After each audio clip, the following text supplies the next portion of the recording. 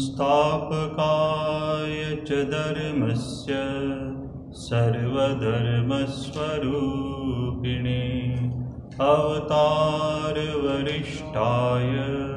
रामकृष्णाय ते नमः।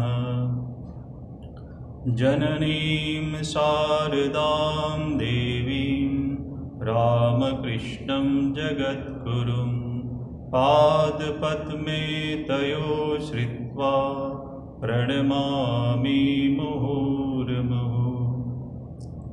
नमस्तेऽतिराजाय विवेकानन्दसूरये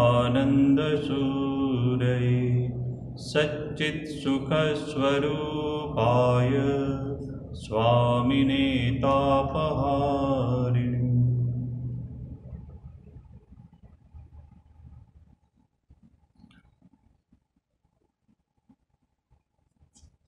आज 11 सितंबर शिकागो में जो हुई थी धर्म महासभा, उसका दिन है। उसमें हम देखेंगे कि वो धर्म सभा शुरू होने से पहले स्वामी विवेकानंद जी को कितनी कठिनाइयों का सामना करना पड़ा था, उसका विवरण जो है कि पुस्तक में, उसका हम अवलोकन करेंगे। तो विस्तृत महानगर शिकागो विशाल सागर सम मिशिगन झील के किनारे बसा हुआ है। अनजान नगर में अपने सामने के साथ वे परेशान थे। कहाँ जाएंगे, क्या करेंगे, कुछ भी निश्चित नहीं हुआ था। इधर मौका देखकर सभी उन्हें ठग रहे थे। उन्हें माने स्वामी विवेकानंद जी। यहाँ तक कि कूली भी उनसे प्रचलित दर से 4 गुना वसूलते थे और अजीबोगरीब पोशाक पहनने इस विचित्र से दिखने वाले व्यक्ति को देख कोई हंसी उड़ाता, कोई ताली बजाता और दुष्ट लड़कों का दल पीछे लगकर उन्हें तरह तरह से तंग करता। ये स्वामी विवेकानंद जब अमेरिका पहुंचे तब का वर्णन है।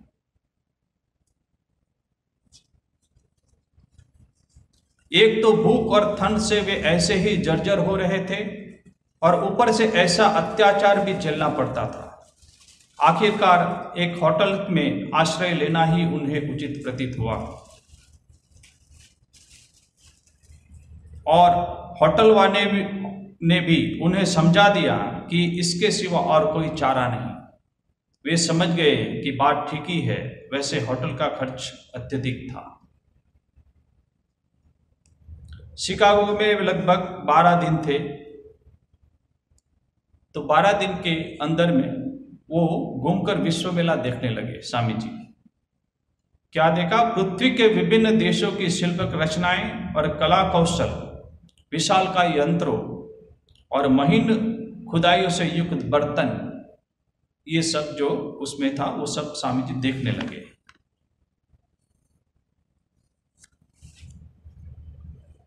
वहां मैं प्रायः हर रोज मेला देखने जाता था।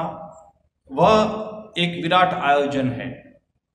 उसे ठीक ढंग से देखने में कम से कम 10 दिन लगते हैं। वरदा राव ने जिस महिला से मेरा परिचय कराया था, वे और उनके पति शिकागो समाज के बड़े गणमान्य लोग हैं। उन्होंने मेरे साथ बड़ा ही अच्छा बर्ताव किया। परंतु यहाँ के लोग जो विदेशियों का सत्कार करते हैं, वह केवल औरों को दिखाने के लिए है। आर्थिक सहायता के समय प्रायः सभी मुंह मोड़ लेते हैं। इस वर्ष यहाँ भारी अकाल पड़ा है। व्यापार में सभी को नुकसान हो रहा है। विधाता की इच्छा से ही उन्होंने अमेरिका में पदार्पण किया है। अतः चाहे जैसे भी हो, अंत में विधाता ही उनके लिए मार्ग बना देंगे। धर्म सभा के बारे में पूरी जानकारी लेने को मेला क्षेत्र के सूचना केंद्र में गए। पूछने पर उन्होंने पता चला कि महासभा का अधिवेशन सितंबर के दूसरे सप्ताह के पूर्व नहीं होगा। तो वे हतप्रभ हो रह गए। साथ में उपयुक्त परिचय पत्र आदि न रहने पर किसी को भी उस सभा में प्रतिनिधि के रूप में नहीं लिया जाएगा और फिर उस समय प्रतिनिधि बनने का प्रश्न ही नहीं उठता, क्योंकि उसकी अंतिम तिथि भी बीत चुकी थी। इस पर स्वामी जी का दिल टूट गया था। उस समय महासभा प्रारंभ होने में 1 महीना बाकी था। वे काफी पहले ही आ चुके थे और वह आना भी व्यर्थ गया, क्योंकि महासभा के मंच पर अब उन्हें प्रवेश अधिकार नहीं मिल सकता था, क्योंकि समय बीत चुका था। सब कुछ निष्फल हुआ प्रतीत हो रहा था। प्रतिनिधि होने के लिए किसी संप्रदाय का बिल्ला चाहिए था। अपने ही जिम्मेदारी पर कोई कभी किसी का प्रतिनिधि नहीं होता। ये उस समय की परिस्थिति है। फिर स्वामी विवेकानंद जी को जो साथ में जो धन दिया गया था भक्तों के द्वारा, वो भी शीघ्रतापूर्वक समाप्त हो रहा था। होटल का खर्चा भी अत्यधिक था। यहां पर अपरिहार्य व्यय मेरे लिए अत्यधिक है। ये आला सिंगा को वो 2 अगस्त को वो पत्र लिख रहे हैं, मद्रास में जो थे उनको। तुम्हें याद हैगा कि तुमने मुझे 170 पाउंड के नोट और 9 पाउंड नगद दिए थे। 130 पाउंड ही बच रहे हैं। प्रतिदिन औसतन 1 पाउंड खर्च होता है।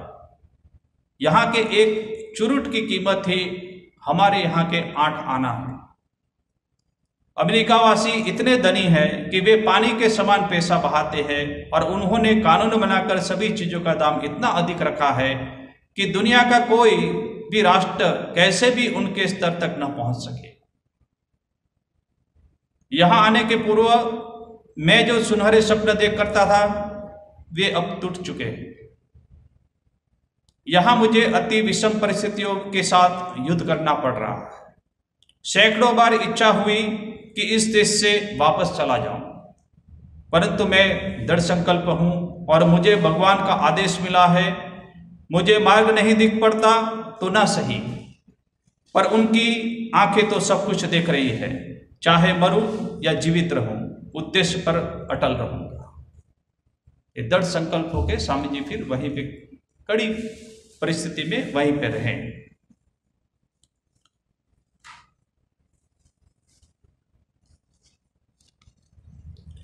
इस समय में बॉस्टन के समीप एक गांव में एक वृद्ध महिला का अतिथि हूं।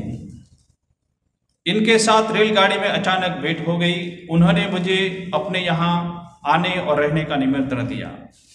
यहाँ रहने से मुझे ये सुविधा हुई कि मेरा जो हर रोज 1 पाउंड के हिसाब से खर्च हो रहा था वह बच जाता है, और उनको यह लाभ होता है कि वे अपने मित्रों को बुलाकर भारत से आया हुआ एक अद्भुत जीव दिखा रही है।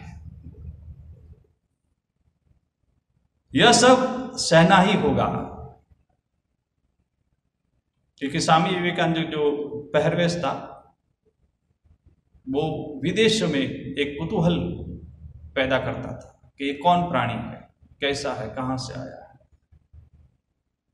अब मुझे अनाहर, जाड़ा और अपने अनोखे पहरवा के कारण रास्ता चलते लोगों की खिल्लियां, इस सब के साथ संघर्ष करते रहना होगा। परंतु प्रियवत्स, यह निश्चित रूप से जान लेना कि कोई भी बड़ा कार्य कठिन परिश्रम तथा कष्ट स्वीकार के बिना नहीं हुआ है।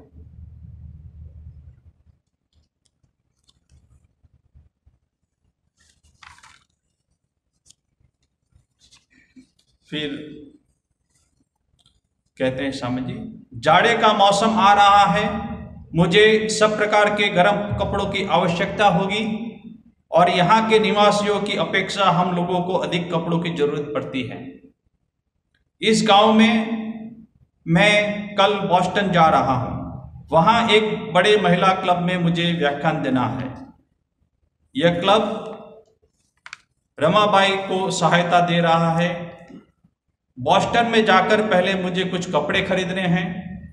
वहाँ यदि मुझे अधिक दिन रहना पड़ा तो मेरी इस अनोखी पोशाक से काम नहीं चलेगा।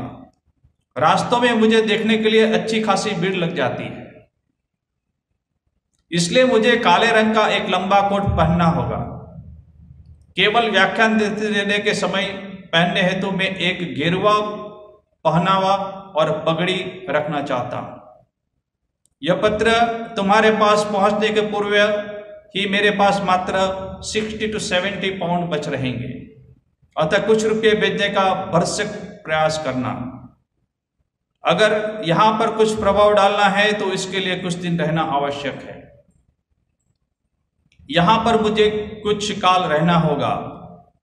इतने प्रयास के बाद मैं सहज ही इस कार्य को छोड़ नहीं सकता।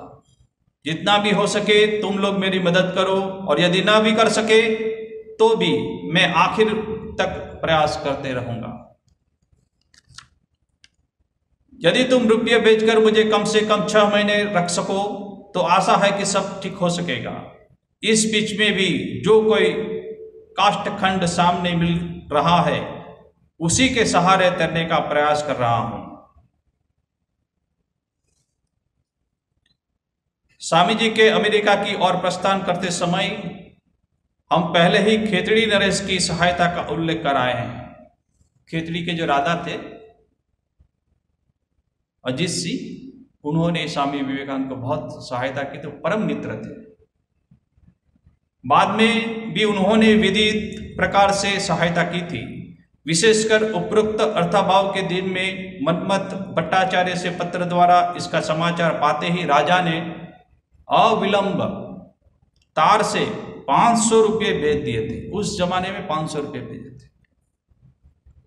आला सिंघा ने भी 300 रुपये और भेजे, क्योंकि स्वामी जी के 2 नवंबर के पत्र में 800 रुपये प्राप्त करने का उल्लेख है।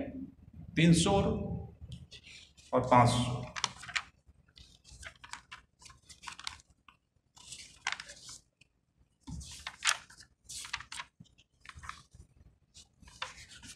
फिर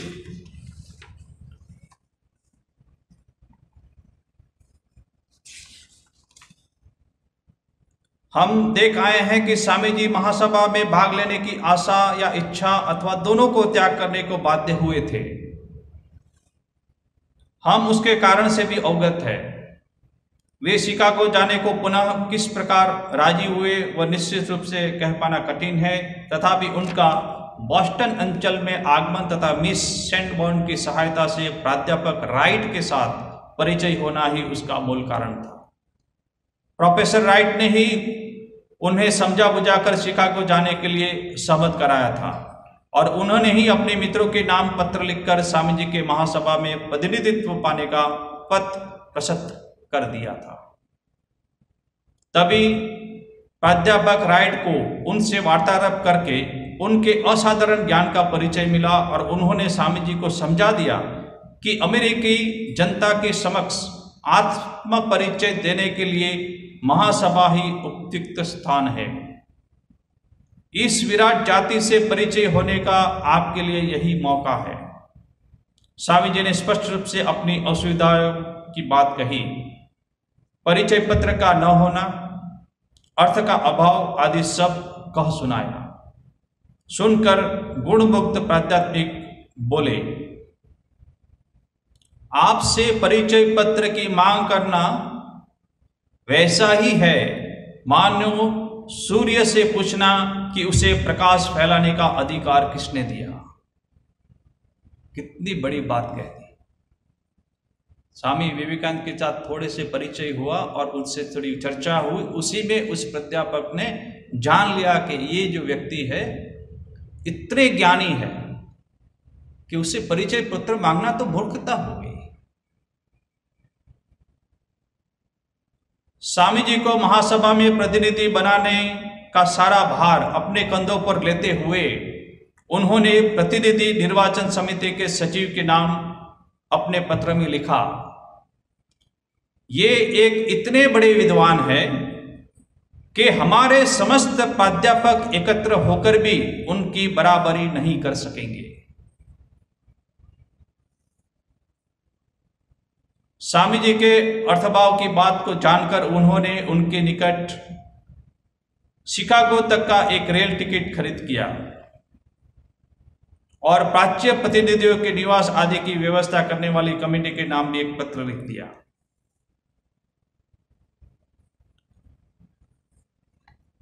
ईश्वर इच्छा से सारी व्यवस्था हो जाने पर स्वामी जी आनंद और निश्चिंत मन से शिकागो की ओर रवाना हुई। ट्रेन में एक व्यवसायी से बातचीत होने पर उन्होंने आश्वासन दिया कि शिकागो पहुंचने पर वे बता देंगे कि डॉक्टर बेरोज जिस मोहल्ले में रहते हैं वहां किस मार्ग से कैसे जाना होगा। परंतु शाम को जब ट्रेन शिकागो स्टेशन में प्रविष्ट हुई तो वे सज्जन गड़बड़ी में सब भूलकर अपने घर की ओर चल दिए। बात कर रहे थे हम बता देंगे भाई, आप शांत रहिए, बोले सब कहाँ जाना कैसे बता देंगे। अब वो घर जाने की हड़बड़ी थी, अब उतरे और अपने घर चले गए। स्वामी जी ढूंढ रहे हो कहाँ गए। इधर स्वामी जी ने जब अपनी जेब में हाथ डाला तो पता चला कि बेरोज का पता खो चुका है। अब वो व्यक्ति भी चला गया दिखाने वाला, अब जो कागज में लिख के दिया था एड्रेस वो भी खो गया। अब क्या करें।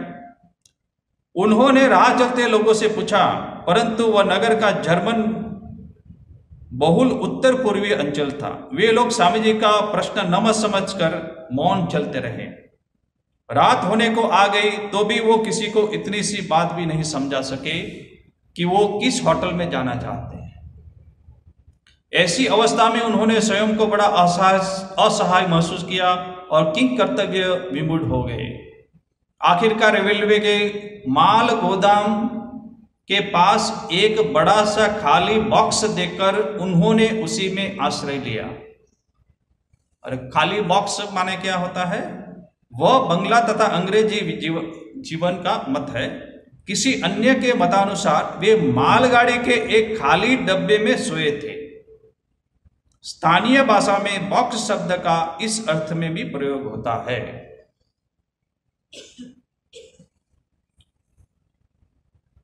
और भगवान के ऊपर निर्भय रहकर सारी चिंताओं से मुक्त मानस से निद्रामग्न हो गए। अब थके हुए थे, भूखे थे, कहाँ जाएंगे। अब ठंड थी, अब खाली बक्सा देखा, उसमें जैसे ही सोए एकदम निद्रामग्न हो गए। 2 दिन बाद जिनकी वाणी को सुनकर अमेरिका तथा विश्ववासियों की नींद टूटने वाली थी और जिनके श्रीमुख से निःसृत होने वाले अभिनव संजीवनी संदेश को वे लोग उत्कंठा पूर्वक सुनने वाले थे, भाग्य की लीला देखिए कि आज उन्हें निराश्रय, निसंबल, मित्रहीन और अजनबी के रूप में रात बिताने को मजबूर होना पड़ा। कुछ दिन के बाद पूरे विश्व में, वो पूरे अमेरिका में प्रख्यात होने वाले थे, उसको इस परिस्थिति से गुजरना पड़ा था। अथवा स्वदेश के सामने परिवाजक काल के दिनों में जिस प्रकार सारे दिन पथ चलने के बाद संध्या हो जाने पर किसी वृक्ष के नीचे आश्रय लेकर वे भूमि पर ही सो जाते थे, ऐश्वर्य के आलय शिकागो नगर में भी आज उन्हें उसी धारा का अनुसरण करना पड़ा।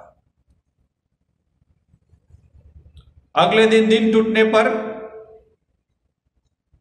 उनके चेहरे पर ताजे पानी की हवा का झोंका लगा और उठकर उसी दिशा में अग्रसर होने पर वे झील के किनारे बसे धनिकों की अटलिकियाओं से शोभित राज पर जा पहुंचे। सुबह उठे, कहां जाएंगे। जहां रास्ता दिखा सामने वो चल दिए। इस लेक शोर ड्राइव के किनारे किनारे ही वहां के करोड़पति व्यवसायियों का निवास था। वे उस समय भूख से भी परेशान थे, अतः सन्यासी के समान ही वे द्वार द्वार पर अन्न तथा महासभा के कार्यालय का पता जानने के भटकने लगे। उनके गंदे कपड़े, सांवला वर्ण तथा थका हुआ शरीर देखकर अनेकों ने निर्ममता पूर्वक उन्हें भगा दिया और कहीं कहीं नौकरों ने उनकी हंसी उड़ाते हुए द्वार बंद कर दिए। सभ्य अमेरिकी समाज के भिक्षुकों और विशेषतः काले आदमी के लिए कोई स्थान नहीं था। उनका मन बड़ा ही निराश हो गया। टेलीफोन आदि से भी किसी प्रकार सहायता ली जा सकती है, उसकी भी उन्हें कोई जानकारी नहीं थी। आखिरकार हताश होकर वे सड़क के किनारे बैठ गए और भगवान के निर्देश की प्रतीक्षा करने लगे। अब पूरा यूटर्न, इस घटना से पूरा एक यूटर्न आता है स्वामी विवेकानंद की जीवनी में। ठीक उसी समय सामने के एक धनाढ्य गृह का द्वार खुला और देखने में रानी के समान लगने वाली एक महिषी महिला ने निकट आकर अत्यंत मृदु स्वर में भद्रता पूर्वक उनसे पूछा। दरवाजा खुल गया, भाग्य का दरवाजा खुल गया। महाशय, क्या आप धर्म महासभा के प्रतिनिधि हैं? स्वामी जी ने खोलकर अपनी समस्या का बयान किया। भद्र महिला उन्हें अपने साथ घर ले गई और नौकरों को उनके लिए एक कमरे में विश्राम करने की व्यवस्था कर देने का आदेश दिया। उन्होंने स्वामी जी को बताया कि जलपान के बाद वे उन्हें साथ लेकर महासभा के दफ्तर जाएगी। मार्ग प्रशस्त हो रहा है। यह मानो किसी परीक्षा के समान ही विपत्ति से छुटकारा पाना हुआ, और भगवान की लीलाएं भी क्या ही अकल्पनीय है। स्वामी जी का अंतर विस्मय और कृतज्ञता से परिपूर्ण हो गया। यह महिला थी श्रीयुत जॉर्ज डब्ल्यू हेल की पत्नी। उस दिन से वे, उनके पति तथा उनकी संतानें स्वामी जी के अत्यंत आत्मीय सज्जनों में परिणत हो गए। श्री और श्रीमती हेल बड़े धर्मप्राण थे, इसलिए स्वामी जी उन्हें फादर पॉप तथा मदर चर्च कहा करते थे, और उनकी 2 पुत्रियां तथा 2 भांजियां स्वामी जी की बहनें हुई। उसका नाम है Harriet Hale, Mary Hale, Harriet McKinley तथा इसाबेल मैककिनली। स्वामी जी के हृदय में तब तक नए उत्साह का संचार हुआ। अब इस विषय में उन्हें कोई संदेह नहीं रह गया था कि भगवान ही उनका हाथ पकड़कर ले चले रहे हैं। अतः अपनी सफलता के बारे में निश्चित होकर वे एक ऋषि की दृष्टि के भविष्य की ओर देख रहे हैं। श्रीमती हेल के साथ वे महासभा के कार्यकाल में पहुंचे। वहां उन्होंने प्राध्यापक राइट का दिया हुआ परिचय पत्र दिया और बिना कुछ कहे सुने ही प्रतिनिधि के रूप में स्वीकृत हुए।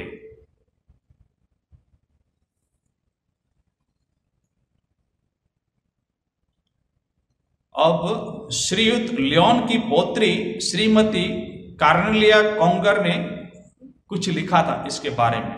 स्वामी जी जब रह रहे थे उसके घर उस कमरे, तो लिखती है,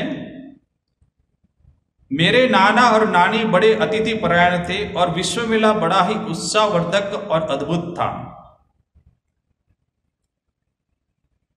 हमें जब समाचार मिला कि हमारे प्रतिनिधि शाम को आएंगे, तब हमारे घर में इतना स्थान अभाव था कि मेरी नानी ने अपने मझले पुत्रों को घर छोड़कर एक मित्र के घर चले जाने को कहा। इतने आतिथ्य परायण थे वो कि तुम अपने घर के पुत्र को बोले तुम बाहर चले जाओ, यहां से बाहर के लोग रहेंगे, और उसमें स्वामी जी को स्थान दिया था। हमारे अनेक अतिथि दक्षिण अंचल में थे जो केवल श्वेतांग लोगों के साथ ही मिलना जुलना पसंद करते थे। उन्होंने द्वार खोला तो वहां लंबा गिरवा, लबादा आदि पहने हुए स्वामी विवेकानंद को खड़े देखकर वे स्तंभित रह गई।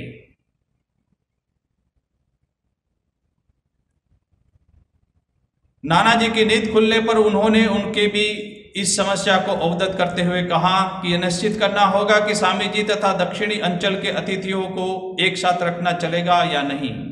नानी जी ने यह भी कहा कि आवश्यकता पड़ी तो स्वामी जी को उनके पड़ोस में ही स्थित ऑडिटोरियम होटल में भी रखा जा सकता है।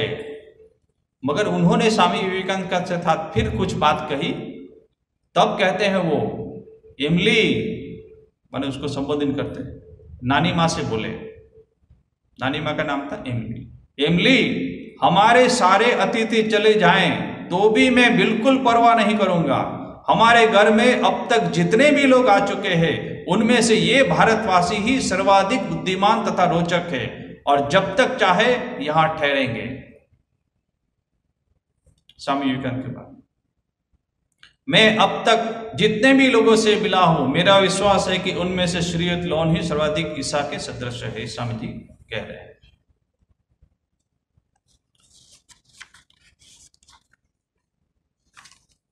अब धर्मसभा शुरू होगी। उससे पहले ही स्वामी विवेकानंद जब इंडिया में, तब उन्होंने कहा था, किसको कहा था? भारत से विदा होने के पूर्व उन्होंने स्वामी तुरानंद से कहा था, हरि भाई, धर्म महासभा इसी के लिए हो रही है, मेरा मन ऐसा ही कह रहा है, शीघ्र ही तुम्हें इसका प्रमाण देखने को मिलेगा।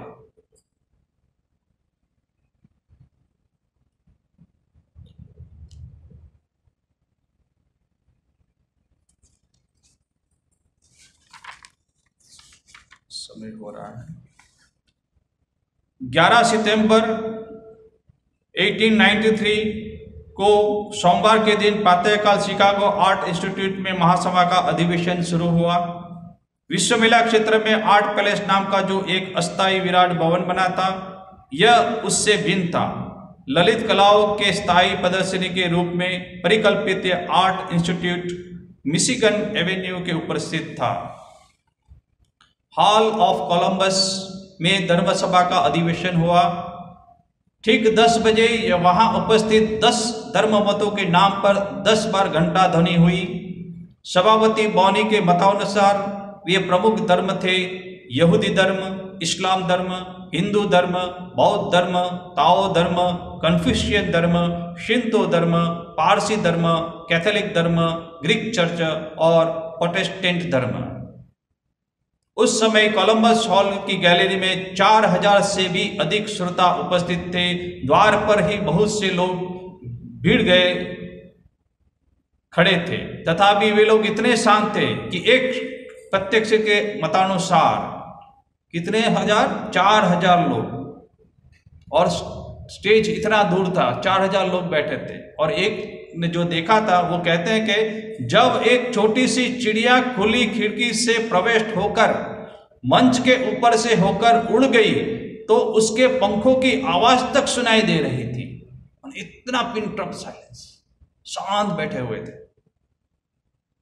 हॉल में बने हुए मंच की लंबाई लगभग 100 फीट और चौड़ाई करीब 15 फीट थी। 5 मिनट बाकी है, फटाफट करते हैं।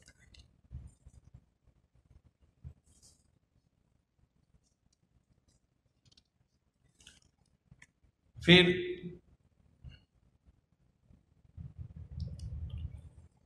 अपराह्न में 4 और पत्नियों के लिखित भाषण हो जाने के बाद पुनः स्वामी जी को बुलाया गया।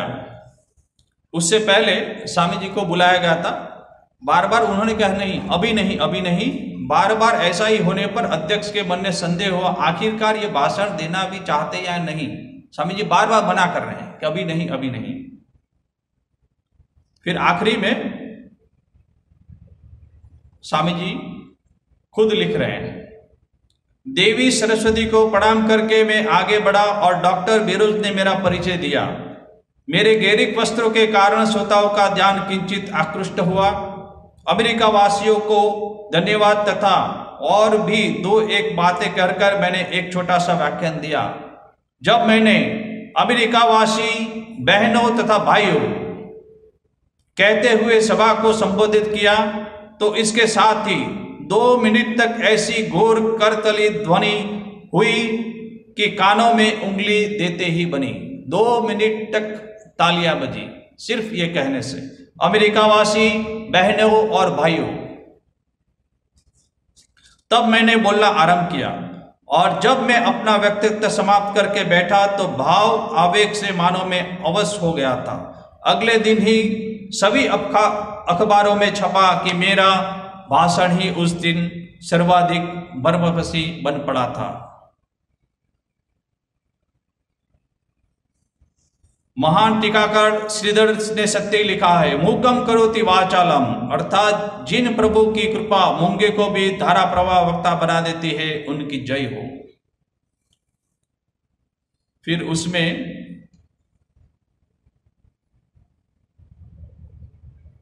लिखते हैं एक,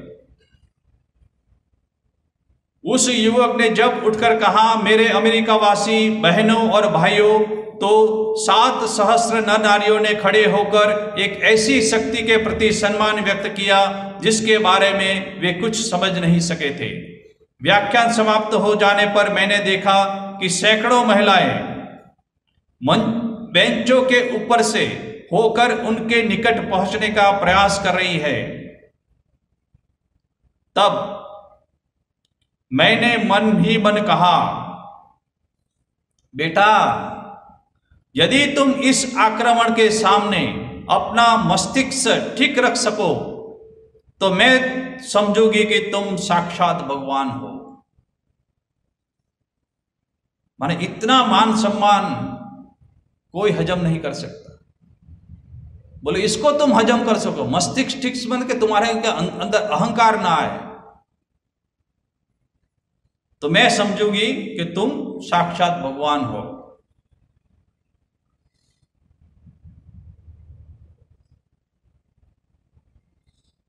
फिर इतना सम्मान होने के बाद फिर स्वामी विवेकानंद की क्या अवस्था है वो देखते। उस चकाचौंध पूर्ण वातावरण में उनका मन आनंद पाने की वजह विषाद में डूब गया। सैया पर लेटते ही भारत की निर्धनता और वहां व्याप्त अतुल ऐश्वर्य के बीच की भयानक खाई ने मानो उनका श्वास अवरुद्ध कर दिया। पलंग पर लगी सैया उन्हें कंटकाकीर्ण प्रतीत होने लगी। तकिया उनके नेत्रों के जल से गीला हो गया। ये स्वामी विवेकानंद असल में पंडित नहीं है, तकिया गीला करने वाले स्वामी विवेकानंद। बिस्तर से उठकर वे खिड़की के पास जा खड़े हुए और उदास दृष्टि से अंधकारच्छन्न सुदूर ताकने लगे। दुख से मानो तब वे अभिभूत हो उठे थे। अंत में भावावेग को और सह पाने में असमर्थ होकर वे धरती पर लेट गए और रो रो कर कहने लगे। खटिया को छोड़ दिया, धरती पर सो गए। इतना सम्मान मिलने के बाद, मां, मैं इस नाम यश को लेकर क्या करूं, जबकि मेरे भारतवासी घोर निर्धनता में डूबे हुए हैं। हम गरीब भारतवासी ऐसी बुरी हालत तक पहुंच गए हैं कि मुट्ठी भर अन्न के अभाव में लाखों लोग प्राण त्याग देते हैं और यहाँ लोग अपने व्यक्तिगत सुख स्वाच्छंद्य के लिए लाखों रुपए खर्च करते हैं। भारत की जनता को कौन उठाएगा, कौन उनके मुख में अन्न देगा? मैं उनकी किस प्रकार सेवा कर सकता हूं? मां, मेरा पथ प्रदर्शन करो। यह है स्वामी विवेकानंद। Thank you. ओम शांति शांति शांति। हरि ओम तत्सत्। श्री राम कृष्णार्पणमस्तु।